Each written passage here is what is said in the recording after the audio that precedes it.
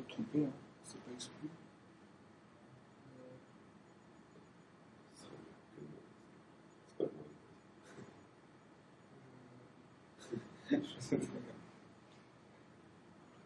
Non, mais c'est. Attends. C'est vrai ça ou pas? Donc ça c'est quoi? Fois la proba de B. Fois la proba de B. Ouais, ça. Fois la proba de B.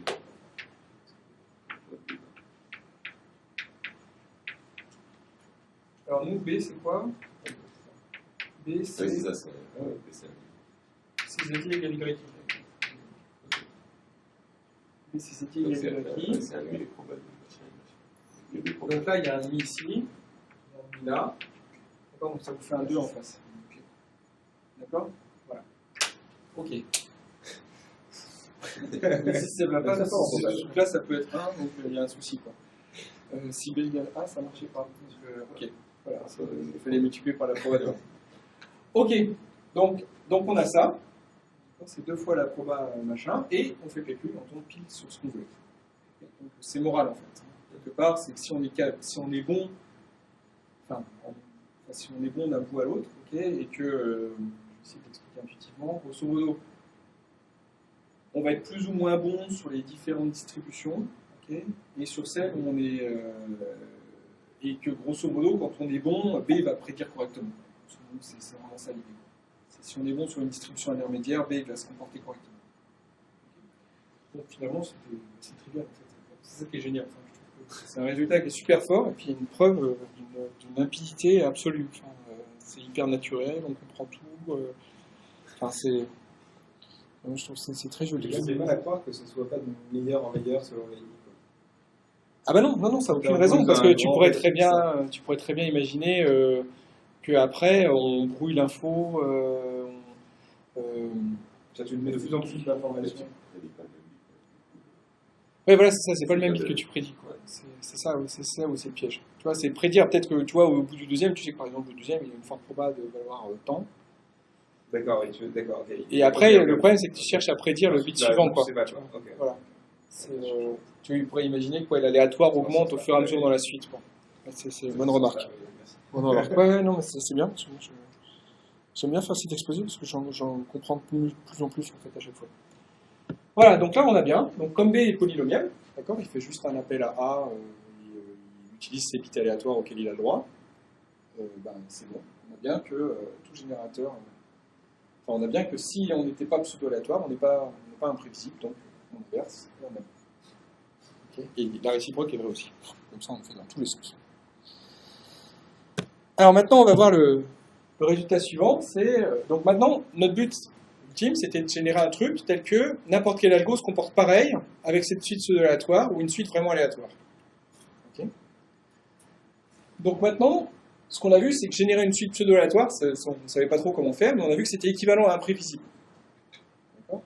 Donc maintenant, il nous suffit quelque part de générer une suite imprévisible pour gagner. Et générer une suite imprévisible, ça on sent que ça va être plus facile parce qu'il suffit juste. Étant donné on a le contrôle sur tout, d'accord? On a le contrôle, on sait ce que l'algo il sait, et nous notre but c'est de mettre un truc juste après sur lequel même en sachant ça, il n'arrivera pas à le prédire. D'accord? C'est beaucoup plus simple que la situation où on donne toute l'info à l'algo et là on comprend rien, enfin on ne sait pas ce qui se passe. D'accord? Alors que là vraiment on est dans un cadre sympathique.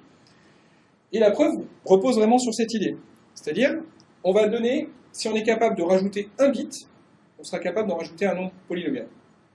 Donc notre but, c'est juste d'étendre une distribution d'un bit de plus, de façon à ce que ce bit ne soit pas prévisible en fonction de ce qu'il y avait avant. Alors si on sait faire ça, on arrivera à faire tout.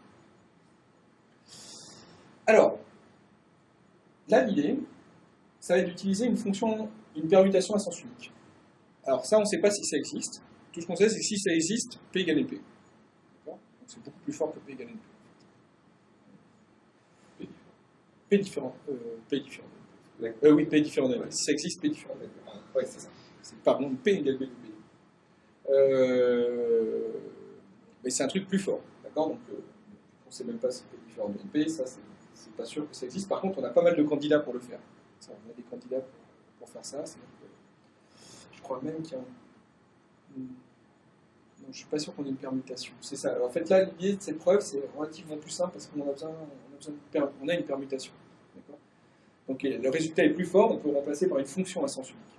Qui n'impose pas que tous les éléments, ce soit une bijection, tout ça. Enfin. Alors, ce que j'appelle une permutation, c'est une permutation des bits à n bits, des chaînes à n bits vers les chaînes à n bits. D'accord, et pour tout n. Okay. Parce que c'est vrai aussi avec une fonction. Ouais, c'est vrai avec une fonction aussi. C'est la fonction con ou... Il y en a un qui s'est rajouté entre la version conf et la version journal et ça a mis 10 ans. Donc je crois que c'est hashtag qui s'est rajouté, donc c'était pas non plus un an. Et ça a mis 10 ans. Je pense que ça a mis. Je pense que c'était pour des bonnes raisons, pas parce qu'ils avaient la flemme. Oui, c'est ça. Donc voilà. Donc, bon, la preuve est sympa avec une permutation et c'est celle qui est du bouquin. Il ne parle pas de la preuve avec une fonction. J'ai peur que ça soit un peu règle. Alors par contre, la preuve est super sympa, c'est de l'algèbre, c'est vraiment bien. Alors l'idée, ça va être quoi? C'est complètement hallucinant comme idée. C'est l'idée que, voilà, votre chaîne aléatoire, ça va être votre x là qui est tiré suivant la graine. Okay, vous avez un nombre aléatoire que vous autorisez aussi. Okay. Et vous allez garder le nombre aléatoire. Okay. Vous allez prendre l'image de x par cette permutation à sens unique. Okay. Et vous allez rajouter le produit scalaire de x et de r. Donc, le produit scalaire, c'est la somme de a à n de xi fois ri modulo 2. Okay. Donc c'est le produit scalaire de base de l'espace de puissance n. Okay. Alors, ça quelque part, alors ça a un sens en crypto. Le sens suivant, le sens est suivant. C'est quelque part, vous allez cacher ici avec f, vous allez masquer une partie de l'entrée. D'accord? Mais vous allez quand même vous engager sur la valeur de x. Vous allez quand même donner une preuve de la valeur de x. Une preuve que vous n'allez pas pipoter. Okay, vous vous engagez sur la valeur de x. C'est-à-dire, mais vous ne filez pas x, mais vous filez à quelqu'un le moyen de vérifier que c'était bien x, que vous ne l'avez pas arnaqué après. Donc là, quelque part, vous vous engagez sur la valeur de x. Ça, c'est un truc qu'on retrouve à plein d'endroits en crypto, en fait. On ne file pas la valeur du truc, mais on file le résultat d'un test quand on sait pertinemment qu'il a peu de chances d'être correct si on a menti sur la valeur de x après. Alors là, c'est une chance sur deux, mais vu que R est aléatoire, c'est beaucoup. C'est pas. Enfin, on va voir que c'est pas bon. Après ça, c'est des trucs, on utilise des amplifications, des trucs comme ça, mais grosso modo, l'idée, c'est ça. C'est vous embrouillez le gars, mais vous lui filez quand même une preuve que vous n'avez pas arnaqué. D'accord? C'est vraiment la base du truc. Voilà. Alors, donc là, en fait, ça, c'est pas n'importe quoi, ce produit scalaire, c'est une forme linéaire aléatoire. Une forme linéaire, c'est-à-dire, c'est un truc qui, à partir d'un vecteur, on peut voir n bit comme un vecteur dans une puissance n, okay, c'est une application linéaire, parmi toutes les applications linéaires, qui a un vecteur associé à un bit. Okay, donc ça, c'est une forme aléatoire, et ça a des propriétés très sympathiques. Alors, qu'est-ce que c'est qu'une permutation à sens unique? Okay, donc on commence à avoir un peu l'habitude, on voit à peu près ce qui se passe, d'accord? C'est quelque chose, évidemment, pour lequel, pour tout algorithme polynomial, la probabilité qu'il inverse, sur une entrée aléatoire, elle est négligeable. D'accord? On s'en doutait un peu. Okay. Donc ça, on sent que c'est un outil puissant. Parce que, là, on a de la marge. Pour les permutations aléatoires, la probabilité que tu trouves l'inverse, il y a n, il y a les 2 puissance n chaînes possibles. Enfin, on sent que c'est pas une hypothèse qui semble déraisonnable, je trouve. En tout cas, ça semble beaucoup plus facile à obtenir qu'une suite pseudo-aléatoire. Il se trouve que c'est vrai, à partir de là, on peut en déduire une suite pseudo-aléatoire. Bon.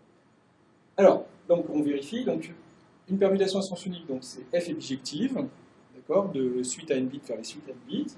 D'accord. Pour tout mot, la longueur de f de x c'est la même que x. Okay. Et donc, on a cette idée, c'est qu'il n'existe pas, pour tout algorithme polynomial i pour inverse, d'accord, on a une fonction epsilon qui est négligeable devant machin, telle que la probabilité que